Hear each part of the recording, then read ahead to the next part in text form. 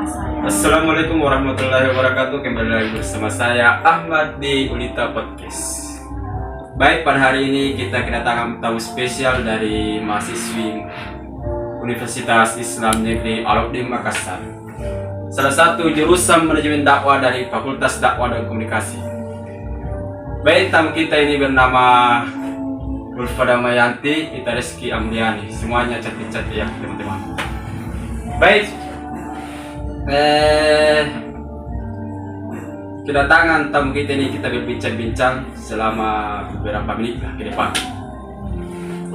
Baik, dengar-dengar ini di Universitas Islam Negeri Al-Uddin Makassar, mahasiswanya masih oleh ya? Tidak nih, Oh tidak gitu. tapi masih ada dosen yang ingin mengkolaborasikan online dan offline. Jadi kadang offline kadang online ya? Iya, saling. Waktu kalian kuliah online, apakah kalian merasa enak atau bagaimana? Menurut Anda, Ita Reski Amliani, bagaimana? Kalau menurutku kuliah online itu sangat tidak menarik karena kita di rumah hanya tidur dan tidak tahu apa-apa. Oh tidak. Tapi terkadang itu banyak mahasiswa itu suka online karena dia bisa tidur ketika dosen menjelaskan. Ya tergantung sih, tapi kalau misalnya orang yang membayar UKT baru dia tidak kuliah di kampus, pasti ada merasa yang dirugikan. Oh iya. Berarti dia kalau mahasiswa seperti itu berarti dia tidak ahli. Apa ya? Tidak serius di kuliah. Kalau menurut Ulfa bagaimana itu kuliah online? Kalau menurut saya itu ada juga jenaknya kuliah online. Cuman begitu Mi, kurang sekali pengetahuan didapat. Kalau berbeda kalau kuliah offline begitu. Kurang pengalaman nih. Iya. Tidak banyak teman kalau online. Iya, kurang relasi. Kalau offline kan bisa langsung tatap muka sama teman. Nih, kelihatannya mahasiswa ini akhir-akhir ini apa saja yang dilakukan? Menurut Ita Reski. Kalau saya sih, saya tidak melakukan apa-apa, hanya kesibukannya itu melakukan kerja tugas yang diberikan oleh dosen karena saya tidak mengikuti organisasi manapun yang ada di kampus. Berarti fokus di kuliah nih. Iya, seperti Tapi banyak itu juga mahasiswa fokus di organisasi kan. Kalau organisasi itu biasa menambah ilmu toh. Kalau menurut Ulfa bagaimana? Kalau saya kesibukanku akhir-akhir ini samanya dengan Ita.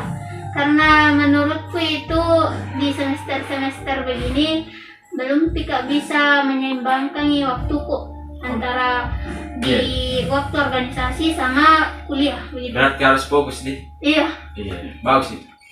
Jadi kalian dapat nggak kuliah online ini? Dapat atau kebanyakan online atau kebanyakan offline tuh? Online sih. Online nih. Iya, belum semuanya offline begitu. Belum bisa stabil offline semua. Ha-ha. Karena kebanyakan dosennya masih mau online kan, kalau online santai toh. Iya, terlalu santai. terlalu santai. Baik, teman-teman, pada podcast kali ini saya akan berbicara tentang kesehatan mental ya, supaya mental mahasiswa itu bagus. Oke. Baik teman-teman, saya akan menceritakan tentang salah satu kesehatan mental ya. Kesehatan mental itu baik adalah kondisi ketika batin kita berada dalam keadaan tentram dan tenang, sehingga memungkinkan kita untuk menikmati kehidupan sehari-hari, menghargai orang di sekitar kita. Seseorang yang memiliki mental sehat dapat menggunakan kemampuan dan potensi dirinya secara maksimal dalam menghadapi kepentingan hidup, serta menjalani hubungan yang positif dengan orang lain. Kesehatan mental dipengaruhi oleh peristiwa dalam kehidupan, meningkatkan dampak yang besar pada kepribadian dan perilaku seseorang. Peristiwa-peristiwa tersebut dapat kekerasan dalam rumah tangga, seperti kecelakaan anak atau stres berat dan panjang. Teman-teman, itulah tadi suatu materi yang podcast hari ini yang saya sampaikan. Baik teman-teman, jadi itulah tadi materi yang sempat saya bicarakan di podcast ini. Jadi saya akan berbincang pada tamu spesial saya dari mahasiswi dari Universitas Islam Negeri Al-Quran Makassar. Saya dulu bertanya tentang kepada saudara Ita dulu. Bagaimana itu mental health? Kalau mental health itu sendiri menurut saya adalah di mana seseorang mengetahui potensi hidupnya, atau ini juga mental health bisa disebutkan dengan kesehatan jiwa. Dia merasa bahwa dirinya sedang mengalami kecemasan, kemarahan, kekecewaan. Itu yang saya pahami. Baik, itu tadi salah satu jawaban dari saudari kita. Atau saya lanjutkan pertanyaan kepada saudari Rupa dengan pertanyaan yang sama, apa itu mental health? Menurut itu mental itu berkaitan dengan batin dan watak manusia. Kesehatan mental adalah kondisi tertentu ketika batin dan watak manusia dalam keadaan normal, tentram dan tenang. Itu aja sih. Tentram dan tenang ya? Iya, kesehatan mental. Jelas saja, jelas. Jangan terlalu tegang ya.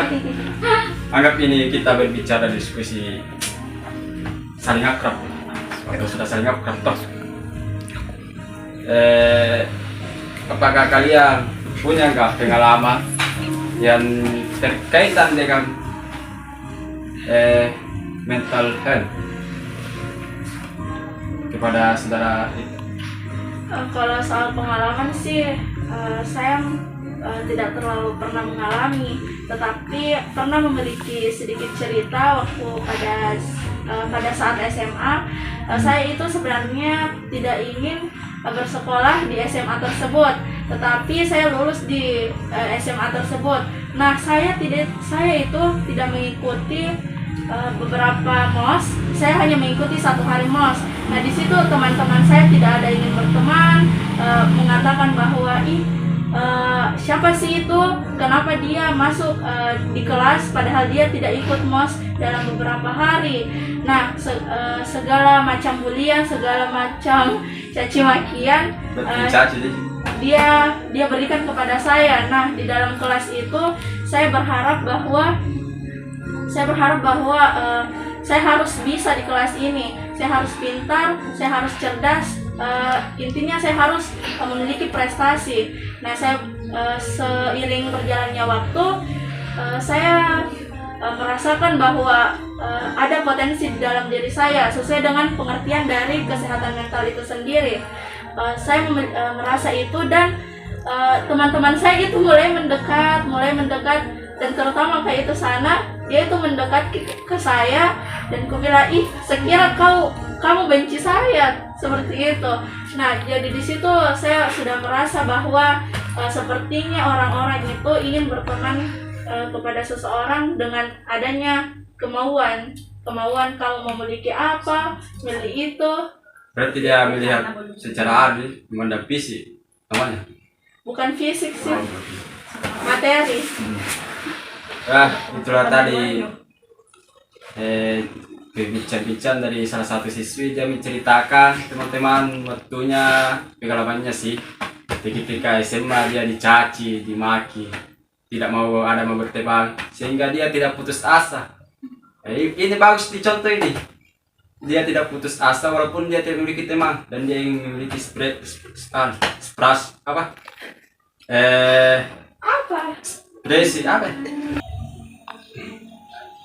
itu saudara kita ini dia tidak mau mengalah sama teman-temannya, walaupun dia tidak memiliki teman di kelas, tetapi dia selalu terus semangat.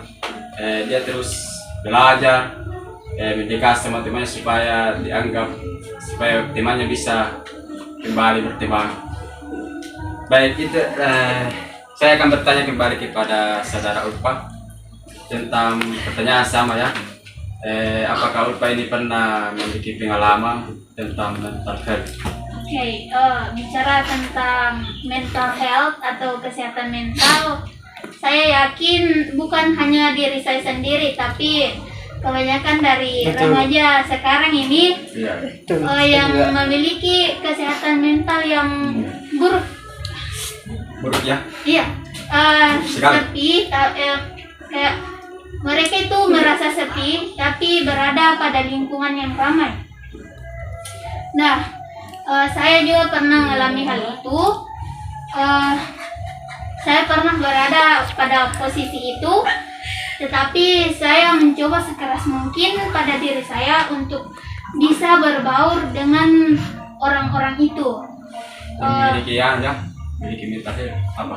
Iya, karena mental health itu tercipta di lingkungan yang positif, dan kesehatan mental yang buruk itu tercipta gara-gara bisa dengan keluarga yang toksik atau seseorang yang tidak bisa yang mau curhat tetapi kadang dibodoh amatin begitu.